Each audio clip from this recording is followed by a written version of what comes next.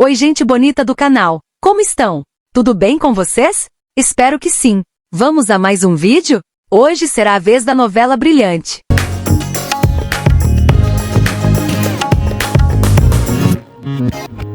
Brilhante é uma telenovela brasileira produzida e exibida pela TV Globo de 28 de setembro de 1981 a 26 de março de 82, em 155 capítulos. Enredo: o comércio de joias e pedras preciosas, e o mistério sobre uma jazida de esmeraldas no Pantanal são o fio condutor de toda a trama. Luísa é uma bela designer de joias que, a passeio em Londres, reencontra uma antiga amiga, Vera, e acaba testemunhando a morte do marido dela, Osvaldo.